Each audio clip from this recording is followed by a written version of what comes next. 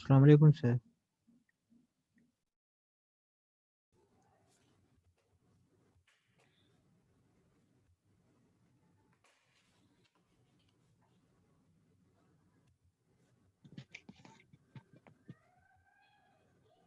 अस्सलाम वालेकुम सर। वालेकुम सलाम। अच्छा स्टूडेंट्स, आपके ना ऑनलाइन पोर्टल फर्स्ट 3 क्विजेस के ना ऑनलाइन पोर्टल पे भी लगे हैं, online.umt.edu.pk, जहाँ पे आप अपने रिजल्ट्स वगैरह अटेंडेंस वगैरह देखते हैं, रजिस्ट्रेशन वगैरह करते हैं उस पोर्टल पे। तो आप उन मार्क्स को जो है वो वहाँ पर देख लीजिएगा, फर्स्ट 3 क्विजेस से रिलेटेड। और अगर किसी को कोई भी कभी भी कोई भी इशू हो किसी भी पॉइंट के ऊपर, तो वो मुझे वेल इन टाइम इन्फॉर्म करे। वेल इन टाइम का मतलब होता है कि उसके यानी कि करीब करीब कहीं, ये नहीं है कि अगर कहीं कोई इशू है, for example there is a possibility कि कोई इशू हो सकता है, तो वो at the end of the day, at the 11th और अगर भागा भागा आ रहा हो, वो चीज़ें बहुत अजीब होती हैं। क्योंकि आपको पता है कि मैं आपको चीज़ें टाइमली रिटर्न करता हूँ, और टाइमली रिटर्न करने का मतलब ये होता है कि हम टाइमली अगर कोई इशू हो ना तो उसको सॉल्व कर लें। अभी तक खैर कोई ऐसा कोई केस नहीं है, लेकिन फिर भी मैं आपको ये कह रहा हूँ कि इन एनी केस अगर कोई इशू होता है तो हमें चाहिए कि हम उसको टाइमली कर लें। ठीक है, तो भी अटेंडेंस वगैरह पे देखते होंगे, उम्मीद है देखते तो होंगे काफ़ी सारे।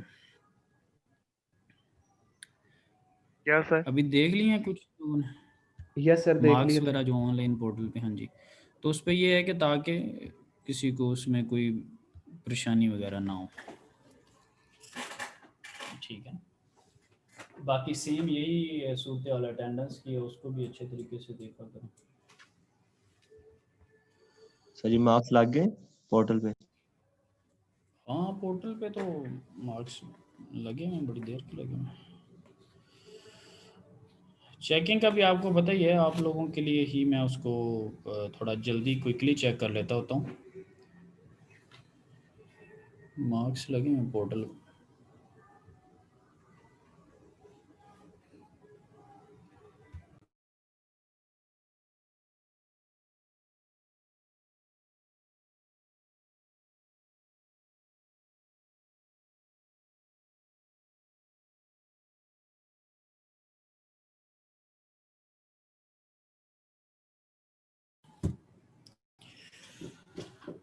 चलिए जी, Abdul Rahim Rauf. Yes sir, present. हाँ जी, Abdul Subhan. Yes sir, present. Ali Hasan ji, ठीक है। Yes sir. ठीक है, अमीर हमज़ा। अमीर हमज़ा नहीं।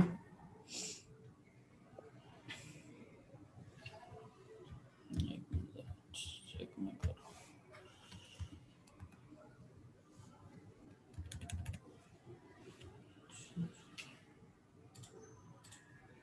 आसिफ रहमान। Yes sir. ठीक है, दानियाल अली। Present sir. ठीक है, तिशाम। Present sir. ठीक है, फेरोज।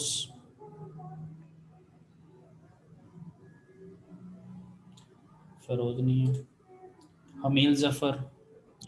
Yes sir, present. ठीक है, Hameel present. Humair Anwar. Yes sir. ठीक है, मियां मोहम्मद उमैर।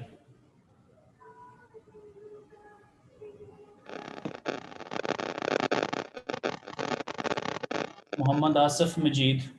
Present sir. ठीक है, मोहम्मद जुनैद असलम। Present sir. ठीक, मोहम्मद तैयब। Present sir, Mohammad Tayyab. ठीक है, मोहम्मद अबू बकर आजम।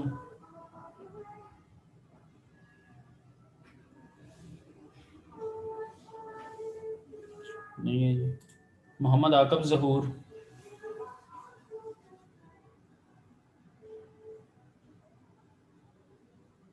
नहीं है जी। मोहम्मद असद अशरफ। प्रेजेंट। ठीक, मोहम्मद बिलाल बाबर। Present sir. ठीक, मोहम्मद बिलाल जुनैर अजहर। प्रेजेंट। ठीक। मोहम्मद हुसनैन। Yes, sir. ठीक। मोहम्मद मोइस सईद। Present, sir. ठीक है जी। मोहम्मद रिहान ताहिर। Yes, sir. ठीक है। मोहम्मद शाहजेब अशफाक। Present, sir. ठीक। मोहम्मद उस्मान। Yes, sir. ठीक है जी। ठीक ठीक ठीक। मुकर्रब। Present, sir. ठीक। उमर शाहिद। Yes, sir. ठीक है। रज़ा फैज़। ठीक है जी। उसामा अफजल।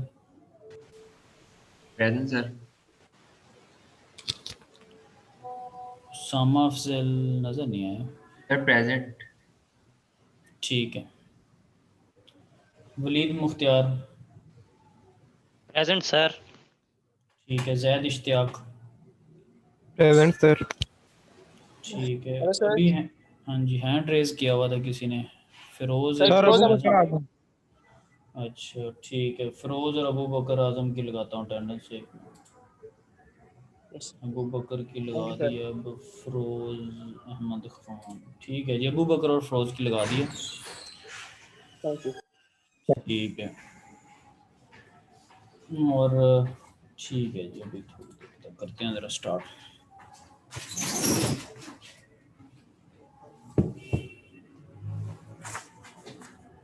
अच्छा, बाकी उस पर ये भी है कि एलएमएस के ऊपर मैंने नंबर लगाए थे। एलएमएस के ऊपर जाके आप लोगों ने कमेंट्स देखे हैं जहाँ पे क्विज दिया था। ये क्विज जो है वो तीसरे चैप्टर का क्विज, जहाँ पर Yes, आपने sir. जहाँ पर Yes, sir. आपने देखे थे. हाँ जी, अगर किसी को नहीं समझ के वहाँ पर कैसे देख रहे हैं तो उसको कोई स्टूडेंट दोस्त भी कोई गाइड करते। जहाँ पर क्विज जमा करवाया था उसी जगह पे होंगे, तो उसको जब रिव्यू पे क्लिक करेंगे तो वहाँ पे मार्क्स भी आ रहे होते हैं, कमेंट्स भी आ रहे होते हैं। ठीक है, तो Sir, वो वो कमेंट, एक मिनट ज़रा सब्र करें, ज़रा बात अंदर ही काट देते हैं बात को। तो कमेंट्स को ज़रा रीड आउट करें कि आप लोगों ने किया क्या हुआ था। साफ ज़रा उस पर मैंने थोड़ा टाइम लगाया हुआ, अदरवाइज़ तो डेडली पे नंबर भी लगा सकता था क्योंकि काम डेडली था। ठीक है, तो सीन डेडली था। और उसमें दो तीन चीज़ें मैंने देखी हैं कि एक दो तो डेफिनेशंस एज इट इज़ हू बहू कॉमा और फुल स्टॉप के साथ, दो तीन चीज़ें क्वालिटी की कुछ इंटरनेट से, और एक दो कुछ कहीं और से, कुछ कहीं और से। खैर, तो वो बहुत एक स्मूथली। न्यूमेरिकल का ये है कि किसी को आइडिया ही नहीं है। किसी एक दो ने हल्की सी कोशिश की फेज़ वगैरह कैलकुलेट करने की, तो नो वन नोज़ कि उसको किस तरह से करना है। बड़ा अजीब, यानी कि परफॉर्मेंस उस पर रही है। तो वहाँ पे मुझे लग रहा था कि एफर्ट्स बहुत कम है। तो मार्क्स को अपने कमेंट्स वगैरह लाजमी देखें कि वहाँ पे कहाँ पे इशूज़ हैं आप लोगों को, तो उनको थोड़ा बेहतर करने की कोशिश करें। और फेज़ डिस्क्रिप्शन पे जो है ना वो अपने कॉन्सेप्ट्स जो है ना उनको इम्प्रूव करें। जब आपको साथ साथ कहता हूँ कि एक दो एग्जांपल्स करें,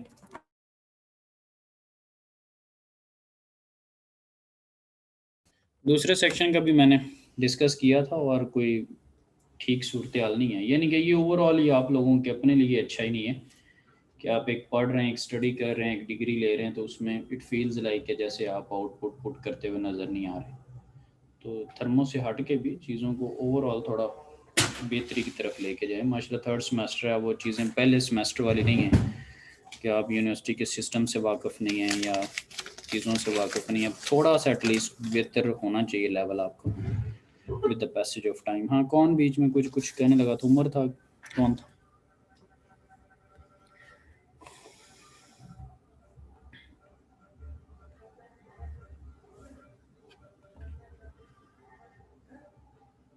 हाँ जी, किसी को कोई क्वेश्चन वगैरह? कोई बीच में एक स्टूडेंट को बोला था, फिर मुझे कहा था कि चुप करें। सर ये एलएमएस पे वो जो 10 तारीख का वो आपने लेक्चर पढ़ा है ना यूट्यूब वाला, वो ओपन नहीं हो रहा। वो एलएमएस एरर का 10 तारीख वाला। 10/12/2020 वाला। अच्छा ठीक है, चलो मैं इसको देख लूँगा। 10/12/2020 आपका गुड नेम? फिर उसमें मुझे सही है। चेक करके बता दी। हाँ सही है हसन। ठीक है जी सर, मैं इसको अभी देखूंगा अभी आज आफ्टरनून में। तो अगर 2-3 बजे तक मैं आपको रिप्लाई ना करूँ तो आप ईमेल पे मुझे रिमाइंड करवा देना, ठीक है। Okay sir. ठीक है, मैं उसको देख लेता हूँ क्या उस पर इशूज़ हैं, क्या क्या पॉसिबिलिटी है इसमें। अच्छा जी, कल हम एक मिनट ज़रा मैं पहले स्क्रीन शेयर करूँ।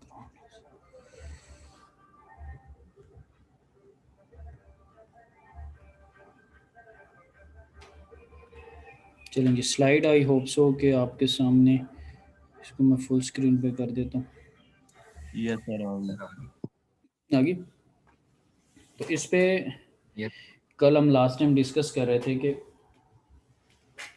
एक हीटर है और उसके थ्रू इलेक्ट्रिक वर्क इन हो रहा था। वो हमसे ये कह रहा था कि आप बेसिकली ये बताएं कि क्या इंटरनल एनर्जी और बाउंड्री वर्क डेल्टा एच में अकोमोडेट हो सकते हैं।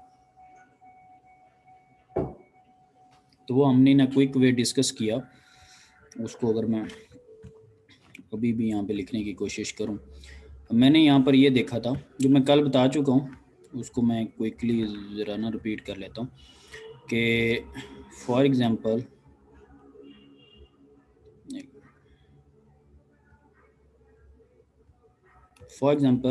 मेरे पास यहाँ पे क्या है कि इलेक्ट्रिक वर्क इन हो रहा है। वजह क्या है, ये हीट क्यों नहीं है, वैसे तो हीटर है, क्योंकि बाउंड्री को वायर्स क्रॉस करती हुई जा रही हैं। Recall the concepts of chapter number 2। तो डब्ल्यू इलेक्ट्रिक वर्क इसके अंदर इन हो रहा है और डब्ल्यू आउट के तौर पे मुझे बाउंड्री वर्क मिल रहा है क्योंकि इसके अंदर प्रेशर कांस्टेंट है। तो एक मूवेबल पिस्टन का मेरे सामने कॉन्सेप्ट आता है। लाइकवाइज एग्जांपल 4.2 के हीटर को लगाने से इसके अंदर हीट आएगी और इसका टेम्परेचर प्रेशर इंक्रीज़ करेगा। लेकिन अगर इसका लिड जो है, जो पिस्टन है, वो अगर साथ साथ उसकी बाउंड्री मूव कर रही हो तो वो वाला इफेक्ट उस बाउंड्री की मूवेबल पोजीशन के अंदर अकोमोडेट होता रहेगा। तो एट अ कांस्टेंट प्रेशर के ऊपर मेरे पास मूवेबल एक पिस्टन है, तो इसकी बाउंड्री वर्क हो रही होगी। तो मैं आउटपुट के तौर पे इसकी बाउंड्री वर्क को मेंशन कर रहा हूँ, क्योंकि बाउंड्री वर्क इनपुट के तौर पे नहीं हो रही, हमने हीटर ऑन किया और एज अ रिजल्ट हमें आउटपुट मिल रही है boundary work. That's why I am mentioning W in minus W out. और जब मैं हीट की बात करता हूँ तो हीट इन की सेंस में मेरे पास हीट इन कोई नहीं है, वैसे ज़ीरो लिख रहा हूँ सिर्फ आप लोगों की वजह से। और कोई मेरे पास, लेकिन माइनस मेरे पास हीट आउट हो रही है, क्यू आउट। ठीक है जी। सो चलिए मैं ज़ीरो क्यू आउट का ओ रहने देता हूँ, ठीक है। ओके, लाइक मेरे पास क्लोज सिस्टम है, मैस इन मैस आउट नहीं है। तो आगे स्टेशनरी है, डेल्टा के भी नहीं है, डेल्टा पी भी नहीं है, तो जस्ट डेल्टा यू है, क्योंकि स्टेशनरी सिस्टम की एनर्जी बैलेंस इक्वेशन क्या होती है, डेल्टा ई किसके बराबर होता है, डेल्टा यू के बराबर। तो ये मेरे पास सिनेरियो है जी। और फिर मैंने आपको लास्ट टाइम गाइड किया था कि डब्ल्यू बी को हम क्या लिखते हैं, P D V, P D V, ठीक है। और डेल्टा यू को हम क्या लिखते हैं, यू टू यू वन, ठीक है। सो ये मेन इक्वेशन थी। तो साथ में हमने क्या लिखा कि ये जो डेल्टा यू है उसको मैं लिख सकता हूँ यू टू यू वन, और ये जो बाउंड्री वर्क है उसको मैं डब्ल्यू बी लिख सकता हूँ। और बाउंड्री वर्क क्या होता है, पी डी वी होता है। पी डी वी को जब मैं ओपन करूँगा तो that is P V two minus P V one, और ये यू टू यू वन इधर ही है। तो इन सारी चीज़ों को एक तरफ कर लें तो जो u प्लस पी वी होता है वो मैंने लास्ट टाइम भी आपको बताया था, दैट इज़ एच टू। और जो u ये वाला है वो दैट इज़ एच वन। तो दोनों का जब फ़र्क आप लेंगे तो दैट इज़ डेल्टा एच, ठीक है। अब सिर्फ इसके साथ हमारा एतराज़ ये था कि इसकी और हमारी डायरेक्शन ऑपोजिट थी। इसने q माइनस डब्ल्यू लिखा हुआ है, हम कह रहे हैं w माइनस क्यू होना चाहिए। तो ये भी पार्ट बी में क्लियर हो जाएगा कि ऐसा क्यों है और एक्चुअली क्या होना चाहिए था। वी आर सेइंग कि W in minus Q out, और ये कुछ और कह रहा है। तो ये पार्ट बी में अब अभी हम क्लियर कर लेते हैं, तो इसका हमें कोई इशू नहीं होना चाहिए।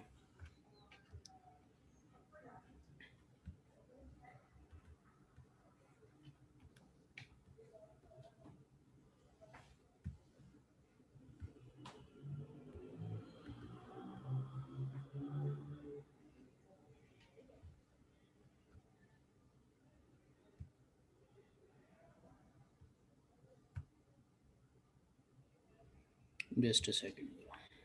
ओके जी, अब हमारे सामने पार्ट बी को हम सॉल्व कर लेते हैं। पार्ट बी में मैं कह रहा था कि टेम्परेचर आपने बताना है स्टीम का, ऐसे ही था कि फाइंड द T2, ठीक है, स्टीम का मैं कह रहा था। तो स्टीम का हमें पता है कि सुपर हीटेड वेपर होते हैं हमारे पास,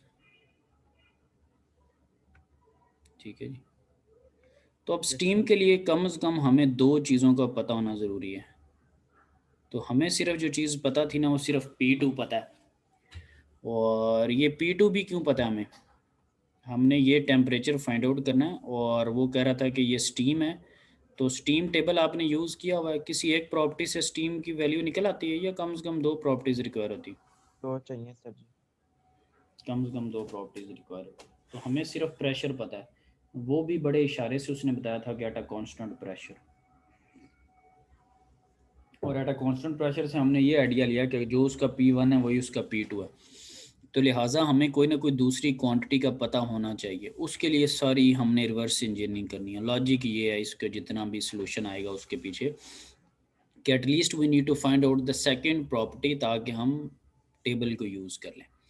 वही एनर्जी बैलेंस इक्वेशन हमारी हर जगह हेल्प करेगी, वही फॉर्मूला जो भी हम पार्ट ए में पढ़ते हुए आ रहे हैं, वही फॉर्मूला डिस्कस हो रहा है जो कि हमने पार्ट ए में पढ़ा है।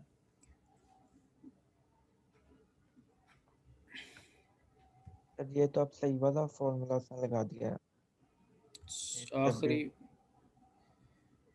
जीत हमेशा हक की होती है, फॉर्मूला हमेशा सही वाला ही आएगा।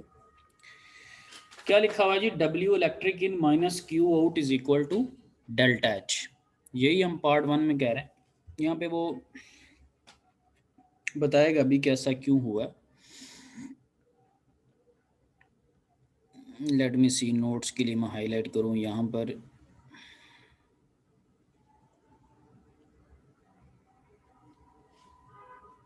ये देखें ना, उसने मेंशन किया हुआ है कि उसकी जो डायरेक्शन थी, जो उसने अज्यूम करके डायरेक्शन पार्ट ए में ली है ना, ठीक है, वो रियलिटी जो है उसके ऑपोजिट है। तो इस वजह से उसने यहाँ पर WE माइनस Q आउट कर दिया। तो वहाँ पे किसी और तरह से चला था, लॉजिक दे के किसी और तरफ आ गया, लिहाजा हमने अपने आप को डिस्पर्स किए नहीं, हमने अपने आप को पहले ही ठीक रखा है कि इलेक्ट्रिक वर्किंग, और वो सिर्फ आप लोगों की वजह से मजबूरी थी, सोल्यूशन नज़र आ रहा था तो बताना पड़ा कि क्या मामला हैं। तो आराम सुकून से हमने क्या किया कि electric work in minus Q out is equal to delta H, जो कि हमने प्रूव किया। लास्ट टाइम भी, पिछले लेक्चर में भी आपको एंड पे मैं कह रहा था कि ये पार्ट बी में चीज़ें क्लियर हो जाएंगी, so don't worry about that. Okay जी, electric work in minus Q out is equal to delta H। अब ये डेल्टा H जो है, इन जब आप टेबल में जाते हैं तो आपके पास वैल्यू स्मॉल h में होती है या कैप्स वाले h में होती है? स्मॉल में सर स्पेसिफिक में होते हैं। स्पेसिफिक इंथैल्पी होती है। तो मैं कैप्स वाले h को लिख सकता हूँ, उसके लिए मैं क्या करूँगा, मैस इनटू स्पेसिफिक, ऐसे ही होता है, yes sir. Mass into specific. लिहाजा ये पूरी चीज़ ठीक है। क्यों क्यों मैंने ऐसा किया, प्रॉपर्टी टेबल मैंने यूज़ करनी है, और टेबल के अंदर किलो जूल के अंदर इंथैल्पी नहीं होती, किलो जूल पर केजी के अंदर इंथैल्पी होती है, राइट। सो ये मैंने चीज़ें, अब मुझे देखना ये है कि मैंने करना ये है कि मैंने यहाँ से H2 फाइंड आउट करना है। हालांकि ज़हन में ये क्वेश्चन आता है कि H2 तो उसने फाइंड आउट करने का कहा ही नहीं है, वो तो कह रहा है कि टेम्परेचर फाइंड आउट करें। तो H2 मैंने इसलिए फाइंड आउट किया है कि मेरे पास कम से कम दो प्रॉपर्टीज़ बन जाएं ताकि मैं स्टीम टेबल यूज़ कर लूँ, क्योंकि वो कहता है कि find the temperature of steam, ठीक है, उसने स्टीम का हमें टेम्परेचर फाइंड आउट करने के लिए कहा था। तो अकेले प्रेशर से काम नहीं चल सकता, we need a second quantity. तो सेकंड क्वांटिटी हमने H2 फाइंड आउट कर रहे हैं, जो कि अभी बताऊंगा कैसे कर रहे हैं। लॉजिक ये है, ठीक है, मकसद क्लियर हो तो फिर रट्टा नहीं लगाना पड़ता चीज़ों को। सबसे पहले तो इलेक्ट्रिक वर्क इन क्या होता है, और Q आउट उसने डेटा में दिया हुआ 3.7 kilo joule heat loss occurs. अब इलेक्ट्रिक वर्क इन की बात कर लेते हैं। तो वर्क आपके पास क्या होता है, एनर्जी क्या होती है, पावर इनटू टाइम। पावर क्या होती है, V इंटू आई। सो 120 वोल्ट का सोर्स है, 0.2 एम्पेयर का करंट है, और dt टाइम का जो स्टैंडर्ड यूनिट है वो सेकंड में होता है, वहाँ पे आपको मिनट्स में दिया गया है, तो आप उसको सेकंड में कर लेंगे। आपके पास जो इलेक्ट्रिक वर्क इन आ रहा है that is 7.2 kilo joule, right. ये मुझे पता है कि 7.2 किलो जूल आ रहा है, तो मैंने इलेक्ट्रिक वर्क भी लिख लिया और क्यू आउट भी लिख लिया। अब मैं इक्वेशन किस तरफ आ जाता हूँ, मैथ्स उसने बताया हुआ है कि 25 ग्राम, तो 25 ग्राम को मैंने केजी में कर लिया क्योंकि ग्राम स्टैंडर्ड नहीं है। ओके जी, H2 मुझे नहीं पता, H1 भी मुझे लिखना क्या होता है। H1 का मुझे बड़ी अच्छी तरह पता है कि लास्ट टाइम भी आपको बताया था कि उसने बताया हुआ है कि ये स्टेट 1 के ऊपर क्या है, सैचुरेटेड वेपर वाटर, क्या है जी, सैचुरेटेड Saturated. वेपर है। ठीक है, सैचुरेटेड वेपर के लिए आप कौन सी वैल्यू देखते हैं, जी वाली वैल्यू। ठीक है, और टेबल कौन सा है, वाटर का। ये मुझे कैसे पता चल रहा है, ये डेटा के अंदर पहली लाइन में उसने बताया हुआ। सो प्रेशर मुझे पता है, मैं प्रेशर टेबल में चला जाऊंगा, और सैचुरेटेड वेपर भी उसने बताया हुआ। तो मैं प्रेशर टेबल में गया और वहाँ पे वैल्यूज़ कौन सी देखूंगा, एच जी वाली। कौन सी, एच जी वाली वैल्यू। तो HG मुझे वाली, yes, sir. इंथाल्पी का पता चल गया, टेबल भी मेंशन साथ में किया हुआ, तो H1 भी मेरे पास कैलकुलेट हो गया। ये मेरे पास H2 आ गया। अब H2 भी मुझे पता है और P2 भी मुझे पता है। तो अब आप स्टीम टेबल में चले जाएं, सुपर हीटेड यानी कि जो टेबल होता है सुपर हीटेड वेपर टेबल, उस पर चले जाएं और उस पर T2 फाइंड आउट कर लें। ठीक है, so therefore the steam will be at 200 degree C at the end of this process. ठीक है, उसने खुद से कहा हुआ था कि ये स्टीम है, तो वहाँ से मुझे पता चल गया कि स्टेट 2 का जो टेबल है वो सुपर हीटेड वेपर है। सर अगर ये सुपर हीटेड में या कंप्रेस लिक्विड में हमें प्रेशर गिवन हो और हमने, सॉरी, हमें टेम्परेचर गिवन हो और हमें प्रेशर फाइंड करना हो, तो उसके लिए हम कौन सा टेबल यूज करेंगे? रिपीट करना जरा क्वेश्चन। मैंने कहा सुपर हीटेड या आप कह रहे हैं कंप्रेस लिक्विड में, आपको पता है दो क्वांटिटी से हम जो है वो कोई भी अपनी वैल्यूज को फाइंड कर सकते हैं। तो अगर ऐसी सिचुएशन आ जाए कि हमें टेम्परेचर गिवन हो और हमने प्रेशर फाइंड करना हो, तो तब हम कैसे यानी वो टेबल को यूज करेंगे? सेम ही जैसे अभी किया यूज, कोई भी एक दो वैल्यूज होंगी तो तीसरी निकलेगी ना। हर चीज़ के कॉलम बने हुए ना सेपरेट, हर चीज़ के वहाँ पर सेपरेट कॉलम बने हुए हैं। तो आप उस पर्टिकुलर टेम्परेचर पे और उस पर्टिकुलर वॉल्यूम पे या एंथैल्पी पे या इंटरनल एनर्जी पे जाके चीज़ें देखेंगे। Yes sir. जो भी क्वांटिटी है ना, सारी क्वांटिटीज़ के कॉलम मौजूद हैं। ठीक है, तो उनके अकॉर्डिंगली आप वहाँ पर जाएंगे। जैसे अभी फॉर एग्जांपल कोई एग्जांपल थी आपके पास, जहाँ पर ये आपको फॉर्मूला बताया था स्लो वाला, पता नहीं अब 3.7 थी या 6 या आई डोंट नो कि कौन सी थी, जहाँ पे आपको y2 y1 और x2 x1 वाला फॉर्मूला बताया था किसी पॉइंट पे। Yes sir. तो उसमें भी आपके पास इंटरनल एनर्जी या इंथैल्पी कोई एक चीज़ दी हुई थी और एक ख़ास कोई टेम्परेचर था इधर उधर। तो आप पर्टिकुलरली उन दो वैल्यूज़ के दरमियान में आपने कोई ना कोई वैल्यूज़ देख ली थी। तो हमें कॉलम्स पता है, हमें कोई ना, यहाँ पे इंथैल्पी, अगर यहाँ पे इंटरनल एनर्जी का क्वेश्चन होता सपोज, तो हम उस पर्टिकुलरली इंटरनल एनर्जी और उस पर्टिकुलर प्रेशर पे जाके टेम्परेचर देख लेते। अगर हमें यहाँ पे वॉल्यूम दिया होता V2 वाला, तो हम P2 और उस V2 पे जाके फाइंड आउट कर लेते। ठीक है, तो क्वांटिटीज़ कोई भी हो सकती हैं। Yes sir. ठीक है, तो ये जो मैंने एक जनरल कॉन्सेप्ट बताया कि कोई भी दो प्रॉपर्टीज़, उसका मतलब ही ये है कि सारे क्वेश्चन इसके अंडर ख़त्म हो जाएं कि कोई भी दो कम से कम प्रॉपर्टी। और एक और बात है यहाँ पे, तो वो बता रहा है कि स्टीम का आप जो है वो टेम्परेचर फाइंड आउट करें। तो अगर लेट से हमें स्टीम का नहीं पता होता, यानी कि सपोज वो स्टीम नहीं कहता, तब हम क्या करते। सर सबसे पहले फिर हम फेज से फेज आइडेंटिफाई करते हैं, हाँ जी, यानी H2 की वैल्यू से वो सैचुरेशन वाली वैल्यू के साथ कंपैरिजन करते हैं। फिर अगर वो ग्रेटर होती तो फिर हम देखते कि सुपर हीटेड है, अगर लेस देन होती तो ये कंप्रेस है, अगर इन कौन बिटवीन सी तो वैल्यू को देखते, किससे सर कोई भी कंपेरिजन। एक वैल्यू की सैचुरेशन वाली वैल्यू से हमने देखना था, सैचुरेशन। नहीं, अब कोई वाली सिचुएशन, या फॉर एग्जांपल यही क्वेश्चन है और मुझे ये नहीं बताया हुआ कि ये दैट इज़ अ स्टीम, तो अब आपने स्टेट 2 पे टेम्परेचर फाइंड आउट करना है। मैंने नहीं ये कहा कि स्टीम है, तो अब स्टेट 2 पे कौन सा टेबल यूज़ करेंगे।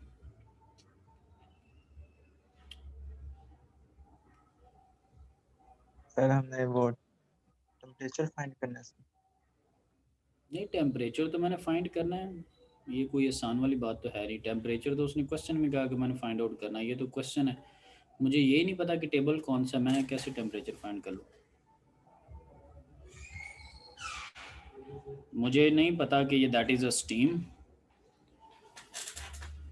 इंथाल्पी भी मैंने निकाल लिया, प्रेशर का भी मुझे पता है, मुझे उसने स्टीम का नहीं कहा, तो कोई भी टेबल हो सकता है, कैसे मैं फाइंड आउट करूँगा? सारी क्लास के लिए क्वेश्चन है।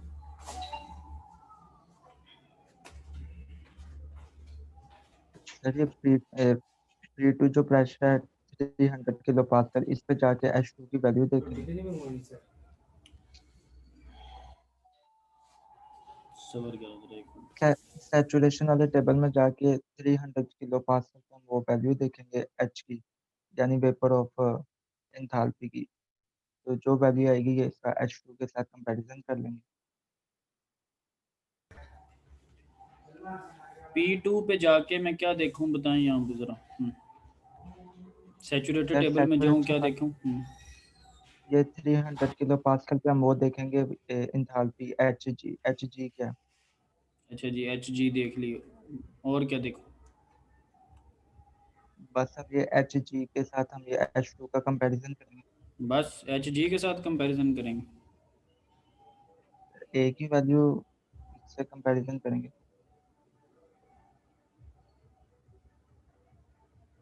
HF को नहीं देखूंगा? सर क्योंकि उसने हमें वो सिंपल बताया हुआ है ना, क्या कहते हैं कि वेपर, आपने वेपर में देखना है। कहाँ पे सिंपल बताया हुआ? क्वेश्चन में कहीं लिखा हुआ था कि वेपर पे फाइंड करें।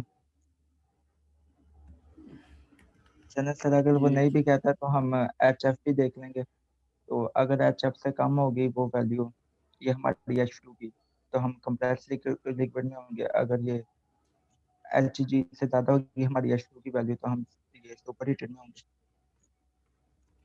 अगर इन बिटवीन हुई तो फिर सैचुरेशन में। अच्छा, अगर हमें, अच्छा पता नहीं अब आप लोगों को, खैर वो मैंने क्विज भी चेक किया, उससे भी लग रहा था पता कोई नहीं होता। अभी भी एक क्वेश्चन ओपन, बड़ा एक ओपन सा क्वेश्चन था। अब्दुल रहीम की बातें काफ़ी हद तक खैर ठीक हैं फ़िलहाल। तो अगर आप क्लास में पार्टिसिपेट नहीं कर रहे या आप क्वेश्चन को प्रॉपर्ली आंसर नहीं कर रहे, तो फिर मेरा नहीं ख्याल कि कोई आउटपुट आप लेने लगे कहीं क्विज़ में या कहीं भी जाके, वो आ भी नहीं रही। खैर ठीक है, तो वो इश्यूज़ जो है ना वो काम ख़राब ही है। तो किसी को कुछ पता नहीं है ना, मुझे, मैं क्विज चेक करता हूँ, बड़ी अच्छी तरह मैं पता चल रहा था यहाँ पर। अब लेट से अब्दुल रहीम ने मुझे कमेंट किया, बाकियों ने तो किसी ने कोई यस नो भी नहीं किया, किसी ने कोई हाथ पाँव भी नहीं मारे, तो इनको क्लास पार्टिसिपेशन के फिर ना कोई भी नंबर दिया जाए।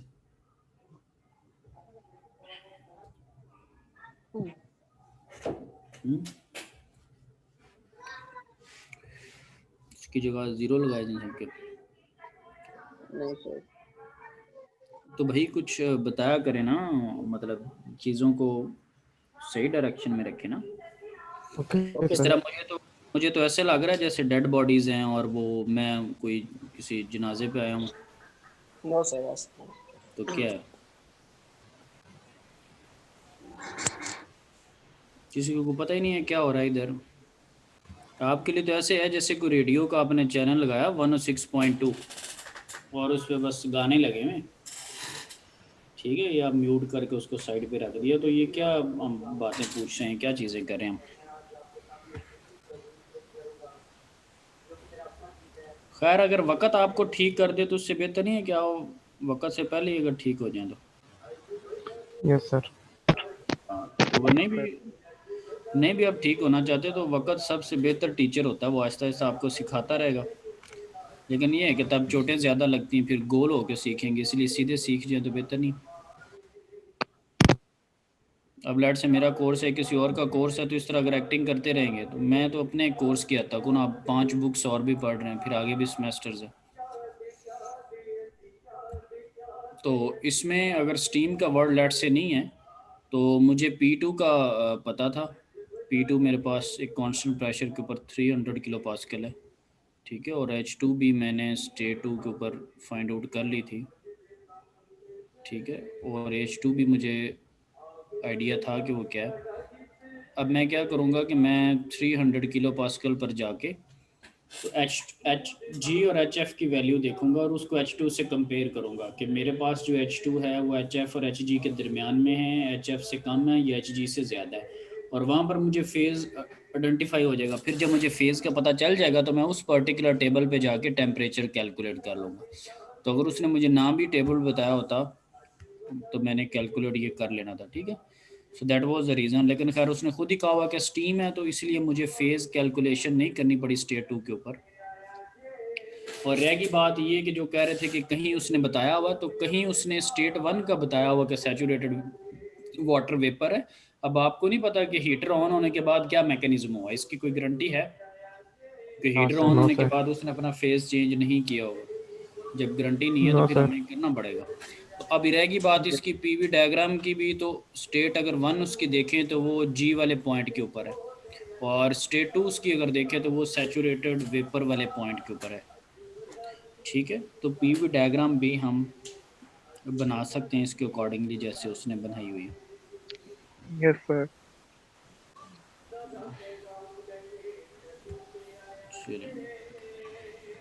ओके जी।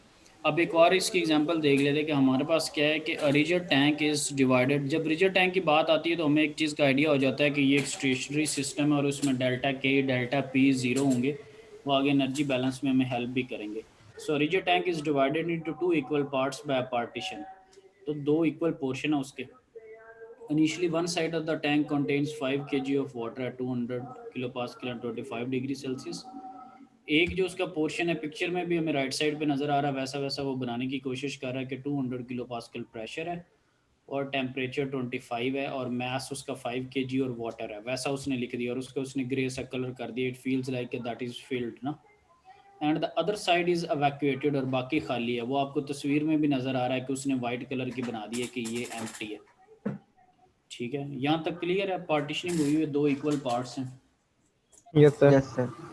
और सिस्टम की बाउंड्री जो है वो भी उसने लगाई हुई है, डॉटेड लाइन लगाई हुई है, देखें डॉटेड लाइंस लगाई हुई हैं, ठीक है जी। सो द पार्टीशन इज, अच्छा ये पहली कंडीशन है, यहाँ तक एक मुझे चीज़ का पता लग गया, ठीक है। अब पार्ट 2 में क्या करता है, the partition is then removed, ठीक है।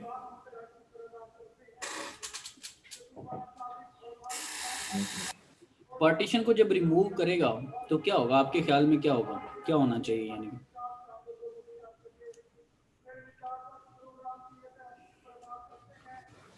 सर ऐसे ही रहेगा। पार्टीशन को जब रिमूव करेगा तो क्या होगा प्यारे भाई? वाटर एक्सपेंड हो जाएगा टैंक में। अच्छा जी, आगे फिक्रा लिखा हुआ है, वो अब्दुल रहीम रऊफ कह रहा है कि वाटर एक्सपैंड हो जाएगा, उसने क्वेश्चन में भी लिखा हुआ है एक्सपैंड हो जाएगा। Yes sir. ठीक है, सर तो एक्सपेंड टेम्परेचर ज्यादा करने से नहीं होगा? नहीं, आपने एक चीज को आधे हिस्से में बंद किया हुआ, पानी है ना आधे टैंक के अंदर है, आगे आपने Yes, रुकावट sir. लगाई हुई है, जब रुकावट उतारेंगे तो क्या होगा?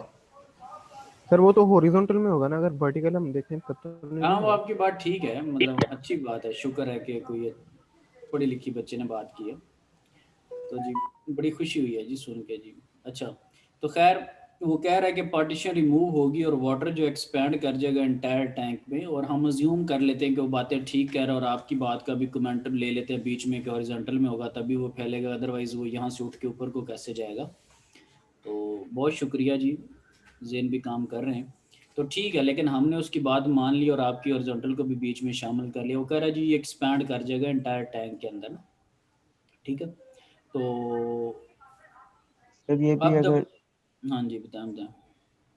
ये भी देखें कि अगर हमने उस पर बंद किया हुआ तो प्रेशर लगा होगा ना ऊपर, उसके एक प्रेशर है उस पर दब आई होगी, तो जैसे ही वो एक रुकावट हम ऊपर से हटाएंगे तो वो पानी यानी रिलीज होगा, नहीं यानी टैंकी अपना का भी, वॉल्यूम।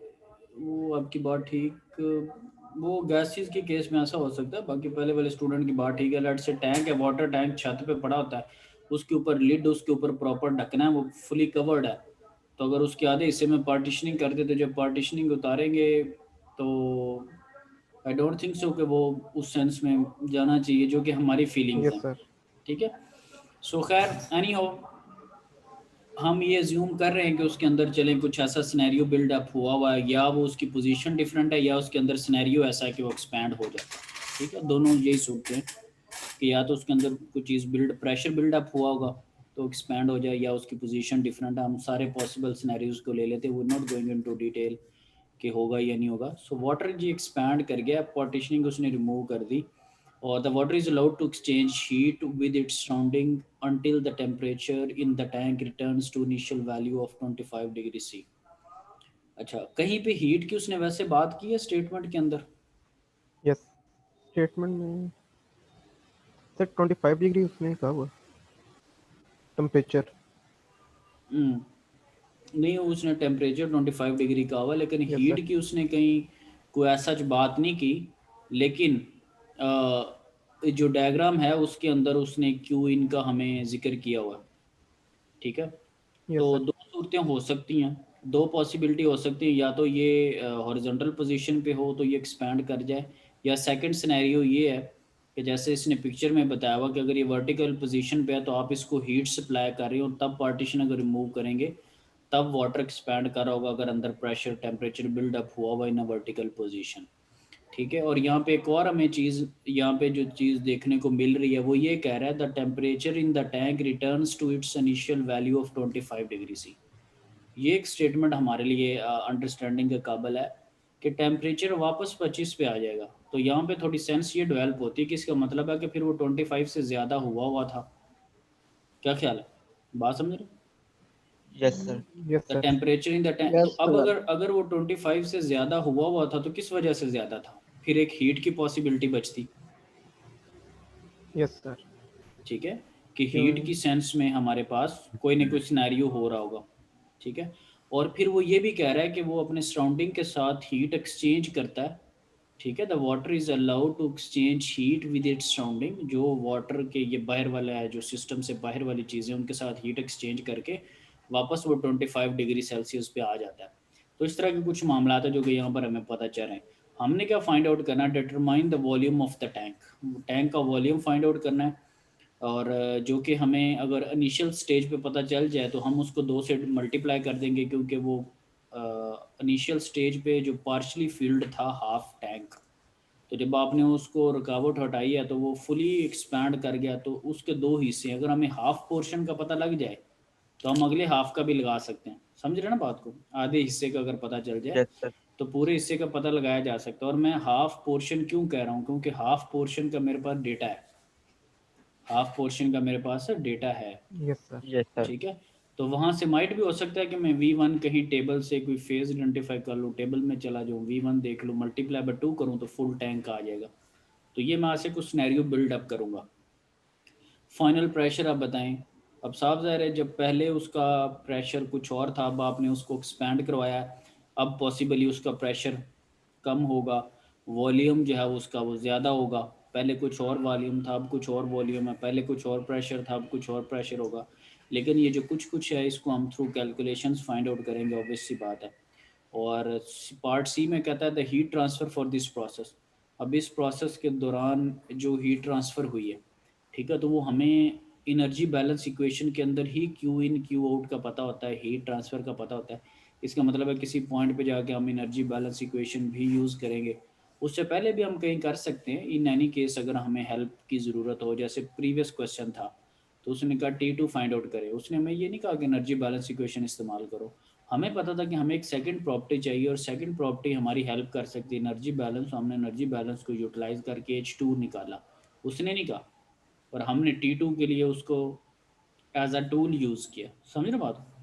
तो ये सारी Yes, चीज़ें, sir. पहले यस डेटा सर। को पढ़ना, फिर डेटा पे थोड़ा एनालिसिस करना, फिर क्वेश्चन को रटा लगाने की जरूरत नहीं। पर सिनेरियो बिल्डअप हो जाता है, फिर थोड़ा बहुत क्वेश्चन सॉल्व हो जाता है, एटलीस्ट 50% हो जाता है। सो जी चलें इसको ज़रा स्टार्ट करते हैं। अब एनालिसिस के अंदर उसने लिखा we take the contents of the tank including the evacuated space as the system. ठीक हो गया जी, उसने पूरे को सिस्टम ले लिया और डॉटेड लाइंस लगा दी। This is a close system since no mass crosses the system boundary during the process. We are familiar कि ये ऐसे ही है, हम इससे एग्री कर रहे हैं। We observe that the water fills the entire tank when the partition is removed. क्यों? क्योंकि उसने खुद स्टेटमेंट डेटा में भी कहा हुआ है, ठीक है, कि वो जब आप उसको रिमूव करें, यहाँ पे वो कह रहा possibly as a liquid vapour mixture. तो हम लेकिन अभी इसकी पॉसिबली वाली बात पे चले यकीन नहीं करते सपोज, लेकिन बाकी बातें इसकी हमें आइडिया है कि ये ऐसे ही कह रहा है। और ये ऐसे ही है, हमने डेटा को पढ़ के हमारे जहन में भी ऐसे ही कुछ क्वेश्चंस थे। तो ओके जी,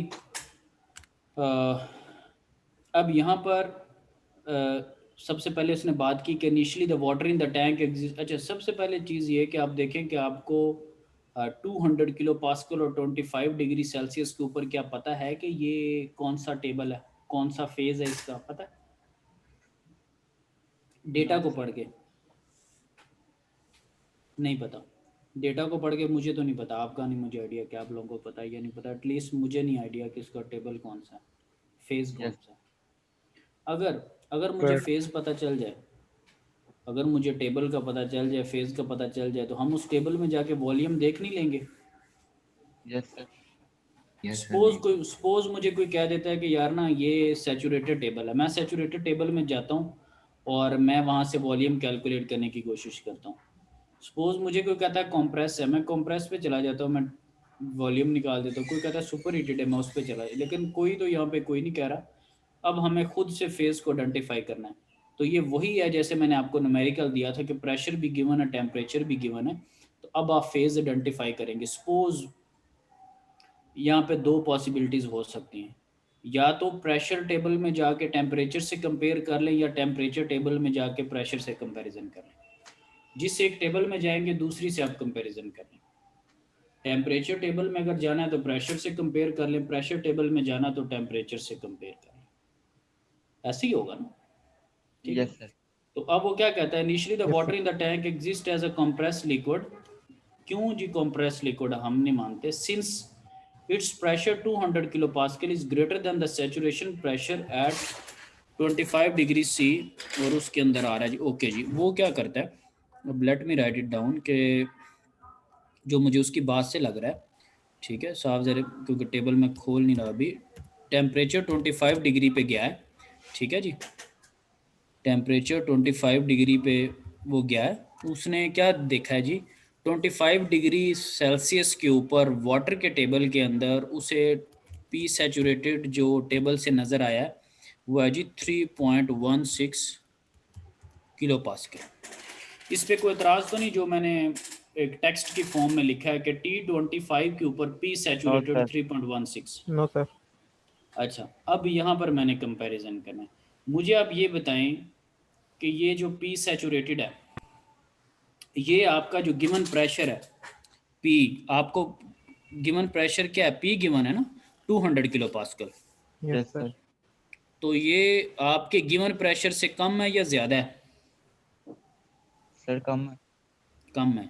हमारा जो पी है, अब उसको हम क्या कहेंगे, पी जो भी हमारे पास पी है 200 kilo pascal is greater than the P saturated, यही चीज़ है।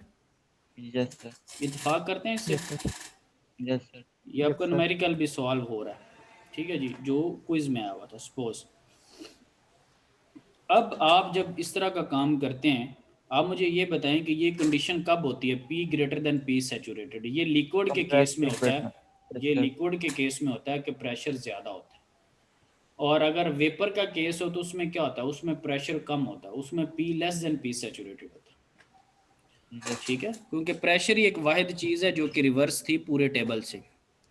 ठीक है, तो पी जब ग्रेटर देन पी सैचुरेटेड होता है तो हमारे पास कौन सा होता है, कॉम्प्रेस लिक्विड। ऐसे ही यस सर Yes, sir. अब अगर मेरे पास ये चीज़ आती है, आपका भी कॉम्प्रेस लिक्विड ही था न्यूमेरिकल में, यस सर मुझे एग्जैक्ट चीज़ें याद तो नहीं है खैर, लेकिन तो सपोज अब वो मुझे क्वेश्चन नहीं आया हुआ, इसकी क्वालिटी क्या होगी अगर लेट से मैं कैलकुलेट करूं, अगर नॉट एप्लीकेबल, यस सर आधा तो आपका इधर ही काम हो गया।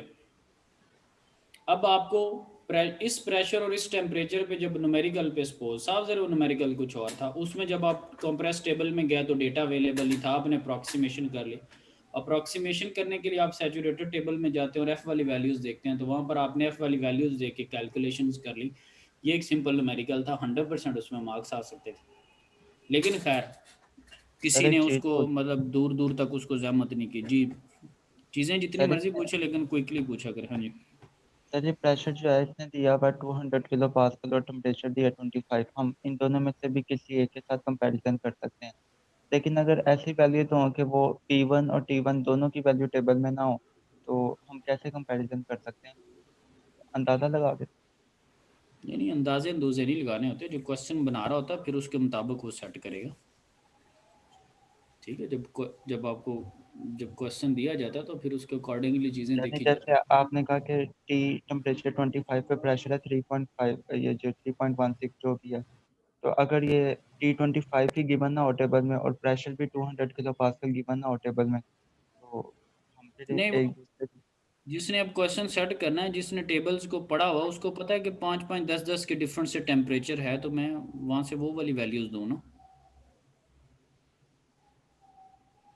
भाई मैं आपको क्यों मतलब एक गलत वैल्यू दूं और ये क्यों सिखाऊं कि अच्छा अगर नहीं है तो ये आप गैस लगा ले, जुगाड़ ही तो ख़त्म करनी है और आप जुगाड़ की इजाज़त मांग रहे हैं। सर वो जो क्विज में क्वेश्चन आया था उसमें वो ना प्रेशर की वैल्यू थी, वो ना वो टेम्परेचर की वैल्यू थी, क्या इसलिए मैंने मतलब आप क्या शुगर यानी लगा रहे हैं आप हैं? और सर जी अल्लाह माफ करे, मैंने क्यों शुक्र लगा? मैं बता, आप बेशक चेक कर लेगा, ना वो प्रेशर की वैल्यू थी यानी टेबल में, यानी 5 ऊपर जो आपने कहा ना 5 ऊपर या 5 नीचे, ना टेम्परेचर की। 5 ऊपर 5 नीचे नहीं, आप जो है ना इस क्लास के बाद आप जाके चीज़ों को देखिएगा कि आपको, क्योंकि यहाँ पे बात लंबी हो जाएगी ज़रा, कि क्या प्रेशर दिया हुआ, क्या टेम्परेचर दिया हुआ है, और टेबल में जाके देखें कि वो चीज़ें वहाँ पर गिवन हैं या नहीं है। क्या आपको जी टेम्परेचर की क्या वैल्यू दी हुई थी? सर मैं एक मिनट बता दूं। चलें खैर, इस पे लंबी ट्रेन निकल जाएगी। ठीक है, अजीब ही बात आपने फेंक दी यहाँ पे, पता सर जी जी मेरे लिए वैल्यूज़ ही नहीं। ये 125 थी टेम्परेचर की वैल्यू हम्म जो आपने उसमें दी, हम्म। और प्रेशर जो था वो 275 किलो पास्कल था जो तो आपने तुमने दी। कंप्रेस कैसे निकाल लिया फिर? सर मैंने अंदाजा लगा, कमाल है अंदाजे यार, से मैं कमाल है भाई, माशाल्लाह, नोबेल प्राइज मिलना चाहिए। एक मिनट ज़रा।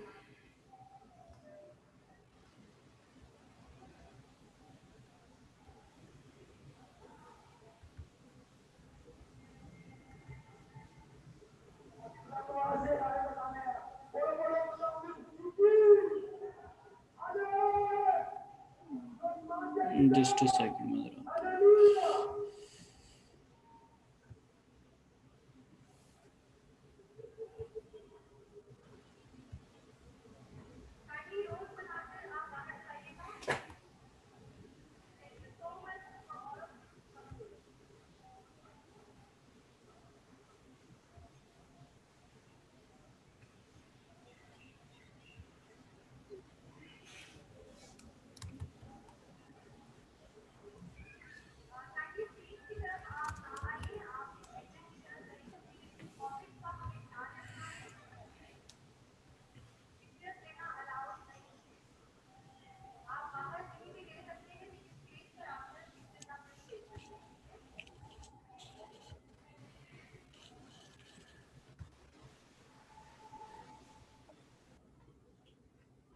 इसके ना -2 हमने करने हैं, इसलिए हम एफर्ट कर रहे हैं। ठीक है, इसके नंबर -2 करने हैं। ऐसे तो ना गए आप। नहीं नहीं, साहब ज़ाहिर है, आप वो मतलब डॉक्टर कदीर की तरह आपने सर जी प्रूव मैं किया। नॉलेज ये नॉलेज शेयर नॉलेज, करना चाह रहा हूँ मैं अपने साथी दोस्तों के साथ, आपके साथ। अच्छा जी, बड़ी मेहरबानी है आपकी, आप दोस्तों का भला कर रहे हैं, वो महसूस भी हो रहा था। चलिए जी, एक मिनट ज़रा।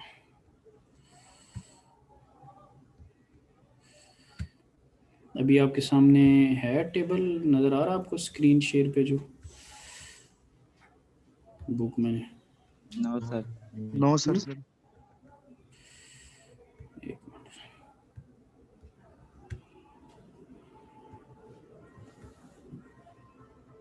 जी, आ गई है। यस सर, आ गए। हाँ जी, ये 125 है, इससे भाई कोई चॉकलेट वॉकलेट कुछ ना कुछ लाजमी खाएं। ठीक है, और 2 दिन की इस पे पाबंदी लगाते हैं। ये 125 टेम्परेचर नज़र आ रहा है भाई, table number A4। Yes sir. Sir हो सकता है यस सर। टेबल गलत हो गया। नहीं मतलब ये क्या मतलब, इसलिए तो कहा ना, ये वो बोले की वीडियो थोड़ी कि शुगर लगाते रहें।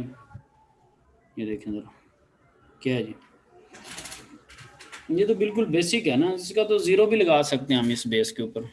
रॉन्ग क्लेम है ना बहुत बड़ा।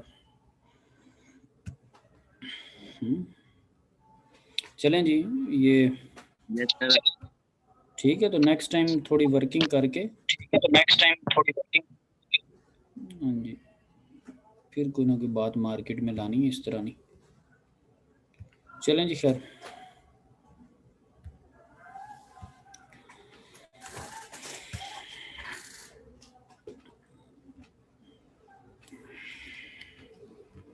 तो इसके -2 हो गए, फिर कितने थोड़े रह गए।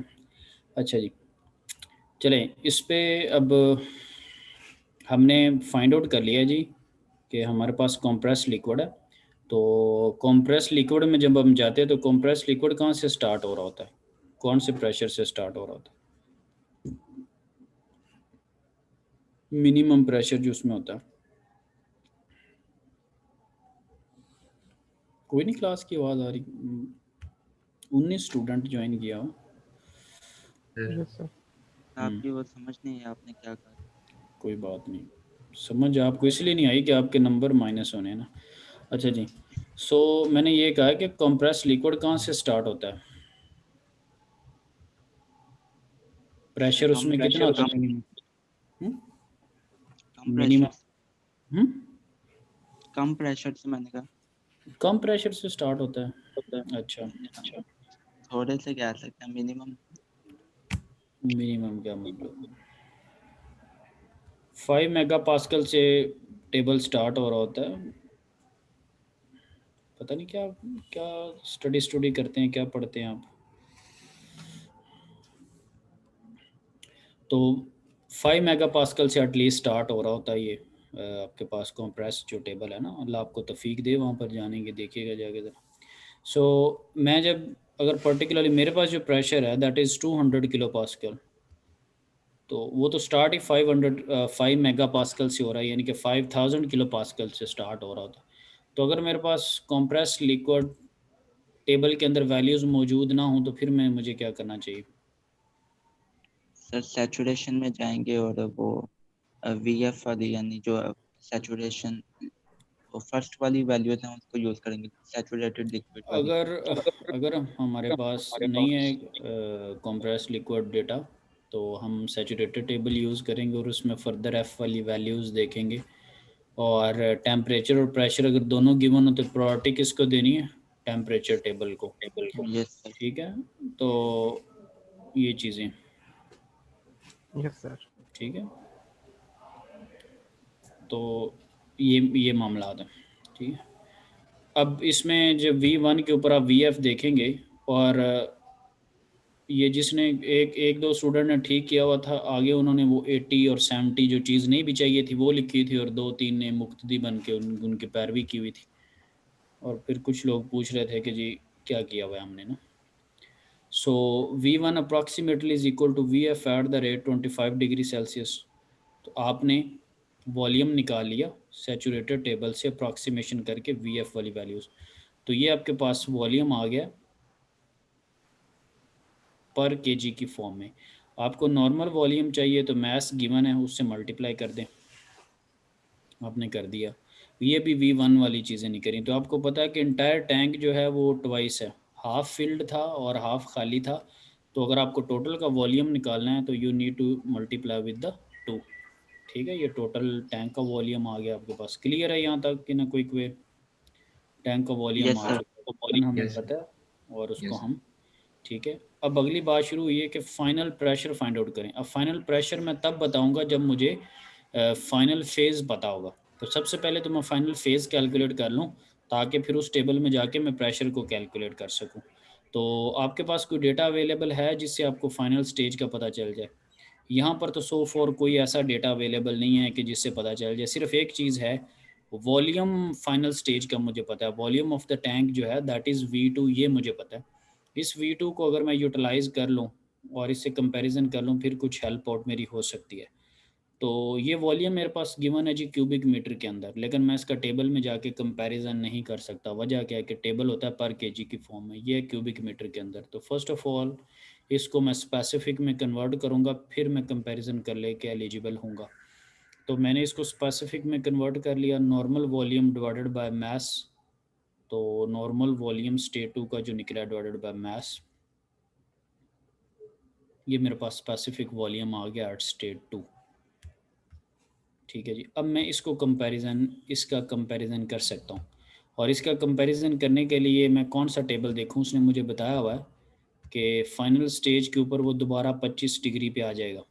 तो मुझे T2 का पता है कि T2 इज़ 25 अगर लेट से, तो मैं क्या करूँगा कि इस टेम्परेचर पे जाके मैं इस वॉल्यूम को कंपेयर कर लूँगा कि ये VF VG के दरमियान में है, VF से कम है या VG से ज़्यादा है। जब ये मुझे पता चल जाएगा देन मेरा फाइनल प्रेशर वाला क्वेश्चन स्टार्ट होगा। अभी मैं फेज़ आइडेंटिफाई करने के प्रोसेस में हूँ। ठीक है जी।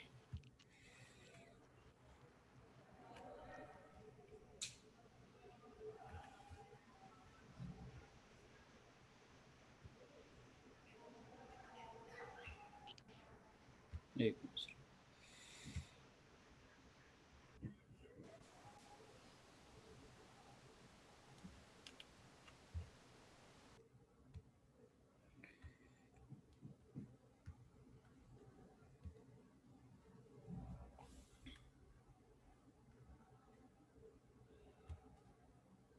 ओके जी। मैंने V2 कैलकुलेट कर लिया।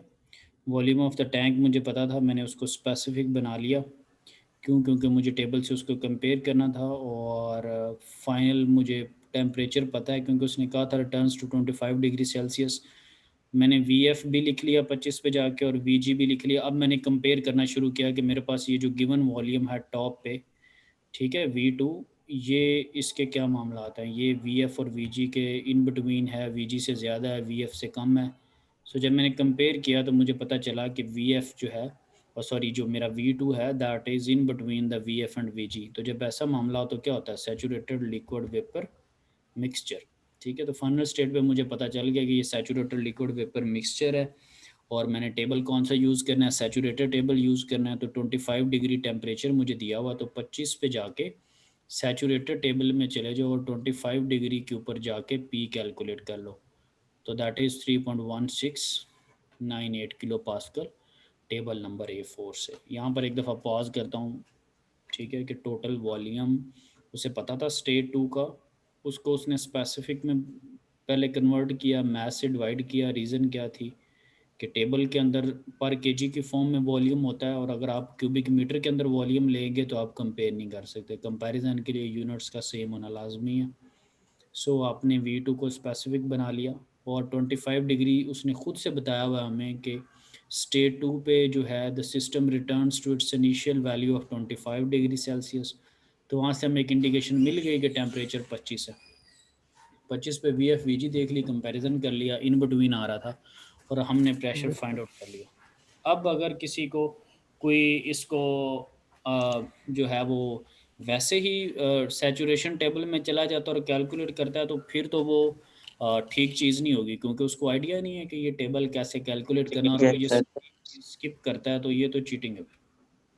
ठीक है, उसको कौन बता रहा है कि ये P2 ऐसे कैलकुलेट करना है विदाउट डूइंग एनीथिंग एल्स। ठीक है, विदाउट डूइंग एनी लॉजिक, कुछ भी नहीं, कोई वर्किंग नहीं, और P2 और क्या जी मेरा दिल किया, तो अगले बंदे का भी दिल किया, उसने ज़ीरो लगा दी। ठीक है, सो कैलकुलेशंस के साथ काम करना, उसको प्रोसीजर उसका जो है वो कंप्लीट करना। तो ये सेकंड पार्ट था। अब इसके थर्ड पार्ट में उसने हमें कहा हुआ है कि हीट ट्रांसफ़र आपने बतानी है। तो हीट ट्रांसफ़र का ऐसा सच हमारे पास टेबल्स के अंदर तो डेटा वगैरह अवेलेबल नहीं होता। उसके लिए हमारे पास एनर्जी बैलेंस इक्वेशन के अंदर हीट की जो टर्म है वो आ रही होती है। ठीक है, तो उसको हम देख लेते हैं। अब एनर्जी बैलेंस इक्वेशन हमें पता है कि E in minus C out is equal to delta E, और हमें ये भी पता है कि इसके अंदर कनेटिक भी नहीं होती और पोटेंशियल भी नहीं होती। क्यों? क्योंकि रिजिड टैंक है, और रिजिड टैंक की ना वेलोसिटी चेंज हो रही ना पोजीशन चेंज हो रही। सिर्फ पोर्शन जो डेल्टा ई के अंदर आएगा वो कौन सा आएगा, इंटरनल एनर्जी का। कौन सा पोर्शन आएगा? Internal energy. इंटरनल एनर्जी का सर। हाँ जी, अब डिस्कस करते हैं कि ई इन और ई आउट में क्या आ सकता है। ई इन ई आउट में हीट आ सकता है, वर्क आ सकता है, मैस आ सकता है। क्लोज सिस्टम में मैस तो नहीं है, ठीक है। अब चीज़ें देखेगा कि मैं किस तरह वन बाय वन चीज़ों को निगलेक्ट करता हूँ, ये क्या करता हूँ, जो एक वे होता है चीज़ को करने। मैस नहीं है, क्लोज सिस्टम है। वर्क, कोई इलेक्ट्रिक आप वर्क नहीं कर रहे यहाँ पे, कोई हीटर वगैरह आपने टर्न ऑन नहीं किया, कोई वायर्स नहीं गुजर रही, कोई शाफ्ट नहीं है, कोई स्प्रिंग मैस वर्क नहीं है, कोई ऐसा सिनेरियो नहीं है, कोई इसकी बाउंड्री जो है वो मूव नहीं कर रही। हाँ, अब इसमें कोई ये कह सकता है कि पहले हाफ था, मुकम्मल वो फील्ड हो गया, लेकिन आप जो बाउंड्री ले रहे हैं वो आपने पूरा सिस्टम इंटायर टैंक लिया हुआ है, बाउंड्री आपने आधा हिस्सा नहीं ली हुई, समझ रहे हैं ना, पार्ट यस सर। पीछे, तो यस सर। बाउंड्री आपका मुकम्मल सिस्टम। तो लिहाजा अगर कोई ये कहे कि जी बाउंड्री वर्क हुआ है, जो विद इन द बाउंड्री जो कुछ हो रहा है वो बाउंड्री वर्क नहीं होगा, बाउंड्री उसकी मूव करे फिर बाउंड्री वर्क होगा। बाउंड्री कम ज़्यादा, बाउंड्री के अंदर जो कुछ हो रहा है वो पार्ट ऑफ द सिस्टम है, ठीक है। तो लिहाजा कोई वर्क डन नहीं है। अब बात करते हैं हीट की। तो हीट जो इनका सिनेरियो है वो इस सेंस में हमने डेवलप किया है कि जब टेम्परेचर की बात की हुई थी कि that returns to its initial value, it feels like कि वहाँ पर कोई ना कोई ऐसी सम सॉर्ट ऑफ एनर्जी थी जिसने उसका टेम्परेचर इंक्रीज़ किया हुआ था, और दैट इज़ पॉसिबली हीट। और फिर आपने सराउंडिंग के साथ हीट को इंटरेक्ट करवाने की कोशिश की और उसको एक्सपैंड किया, और वो अपने वापस ओरिजिनल टेम्परेचर पे आ गया 25 पे।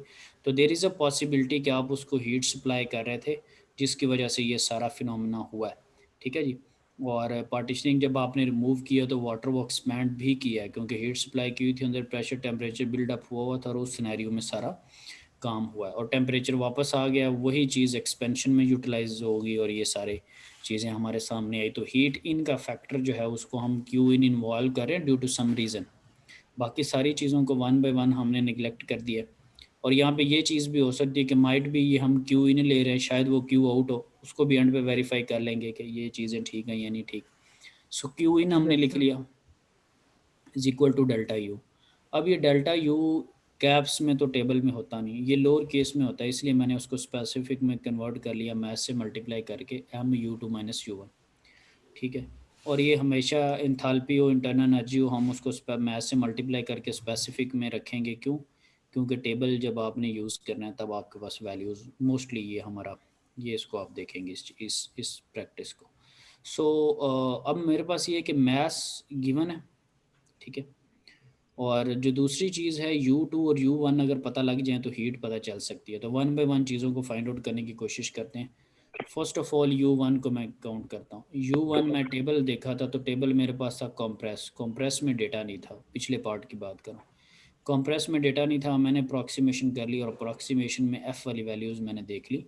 ये मैंने वॉल्यूम निकालते वक्त भी यही कुछ किया। अब यहाँ पे भी मैं यही कुछ कर रहा हूँ कि U1 approximately is equal to UF at the rate 25, क्योंकि पार्ट ए में मैं इसका फेज़ आइडेंटिफाई कर चुका हूँ ना, अब हर वक्त तो नहीं, पार्ट ए में मैं इसका फेज़ आइडेंटिफाई कर चुका हूँ। तो अप्रॉक्सीमेशन के थ्रू U1 की मेरे पास जो वैल्यू है, टेम्परेचर टेबल को प्रायोरिटी देते हुए और कंप्रेस में डेटा ना होते हुए, जहाँ से सारी बहस चली थी, न्यूमेरिकल पे गई, न्यूमेरिकल पे 125 पे गई, 125 पे अब्दुल रहीम रऊफ़ ने एक दावा किया और गलत साबित हुआ, वापस हम आए काफ़ी टाइम जा करके। सो ये U1 जो है वो हमें पता चल जाएगा कि U1 approximately is equal to U at the rate 25 degree Celsius. अब U2 की बात कर लेते हैं। U2 का भी हमें पता है, U2 हमने फाइंड आउट किया हुआ कि स्टेट 2 जो है, वॉल्यूम के वक्त हमने फैसला किया था कि स्टेट 2 जो है वो मिक्सचर रीजन के अंदर है। अभी भी हम मिक्सचर रीजन को यूज़ करेंगे U2 को फाइंड आउट करने के लिए, लेकिन जब हम मिक्सचर रीजन में जाते हैं तब हम फार्मूला यूज़ करते हैं, क्योंकि वहाँ पर F और G में वैल्यूज़ होती है, तो हमने कौन सी यूज़ करनी, हम फार्मूला यूज़ करेंगे U2 is equal to UF plus X two UFG। अब इसमें हमें X का नहीं पता, क्वालिटी का, वो भी हम कैलकुलेट कर सकते हैं।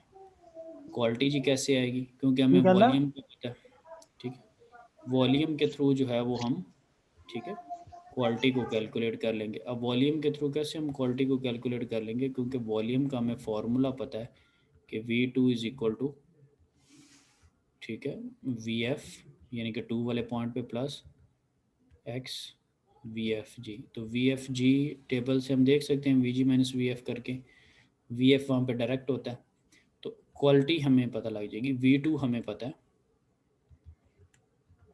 V2 हमें स्टेट 2 का पता है, टेबल में उस पॉइंट पे VFP में 25 डिग्री पे देख सकते हैं।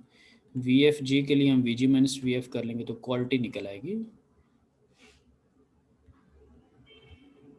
क्वालिटी आपके पास निकल आएगी। जब क्वालिटी निकल आएगी तो उसको इंटरनल एनर्जी के फार्मूला में यूज़ कर लेंगे। UFG भी टेबल में होता है, UF भी होता है, तो आपके पास U2 आ जाएगी। अब मैस U2 U1 इनको सॉल्व कर लें तो आपके पास हीट आ जाएगी, that is 0.2 kilo joule. Yes sir. और नीचे उसने लिखा हो डिस्कशन, ये बड़ी इंपॉर्टेंट होती है लॉट से, डिस्कशन या एनालिसिस या इस तरह की, ये समरी होती है एक तरह की। So the positive sign indicates that the assume direction is correct and the heat is transfer to the water. यानी कि जो आपने अज्यूम डायरेक्शन ली थी, आप वहाँ पे क्यू इन ले रहे थे, माइट भी हो सकता है कि आपको ऐसे किसी को फील हो गया यार ये क्यू इन में ले रहा हूँ, माइट भी that is a Q out. तो पॉजिटिव साइन क्यू इन का बता रहा है कि जो इनपुट एनर्जी है क्यू इन है, जो एंटरिंग चीज़ है, उसका पॉजिटिव साइन इंडिकेट कर रहा है कि आपने जो डायरेक्शन अज्यूम की हुई थी वो बिल्कुल ठीक है और ये क्यू इन ही थी और आपने इसको क्यू आउट इन ही लिया हुआ है, दैट इज़ करेक्ट। ठीक है। सो ये जितने भी मतलब जेन में सारे इश्यूज थे। सर अगर ये नेगेटिव आ जाता तो हम सिंपल आगे ये कह देते कि हमारी अज्यूम हमने सही नहीं किया था, ये क्यों वो। हाँ जी, जैसे पिछली एग्जांपल में पार्ट ए का जो इशू है वो पार्ट बी में उसने मेंशन करके जो है वो मतलब यानी कि अज्यूम कर लिया है कि उसके वहाँ पर इश्यूज थे और जो भी चीज़ें थी वहाँ पे। ठीक है। सो ये हैं चीज़ें इनसे रिलेटेड। अब जितने भी एक्सरसाइज में क्वेश्चंस वगैरह हैं, वो सारे आप लोगों ने इससे रिलेटेड जो है वो अभी करने हैं। आगे स्पेसिफिक हीट वगैरह वाला वो हम बाद में शुरू करेंगे, लेकिन बिफोर दैट हमारे पास जो इससे रिलेटेड न्यूमेरिकल हैं, मैं उसको देखूंगा ना क्विक लुक के क्या क्या पॉसिबिलिटी बनती है, तो वो सारे लोगों ने करने हैं। अभी चैप्टर 3 के जो कॉन्सेप्ट्स हैं वो भी मतलब काफ़ी इम्प्रूव करने वाले हैं। आप देख रहे हैं ना यहाँ पे टेबल वेबल तो बड़ी फ्रीक्वेंटली यूज़ हो रहे हैं, लेकिन फिर भी मैं टाइम स्पेंड कर रहा हूँ अभी तक, तो आपको बताता आ रहा हूँ। एक दिन में तो ख़त्म कर दूंगा ना ये चीज़ें, हर टाइम पे तो नहीं ना फेज आइडेंटिफाई। यस वो यस सर। चैप्टर 3 के कॉन्सेप्ट था, that has been finished. Quiz के साथ उसका जो है वो काम तमाम हो चुका है। ठीक है जी, कोई इशू वगैरह तो बता दें। एक वो वीडियो वाला था सिनेरियो, उसको मैं ज़रा देख लूँगा। और जी कोई इशू वगैरह? No sir. चलो ठीक है, थैंक यू, अल्लाह हाफिज़ सर। अल्लाह हाफ़िज़। अल्लाह हाफिज़ सर। अल्लाह हाफिज़ सर। अल्लाह हाफ़िज़। अल्लाह हाफ़िज़।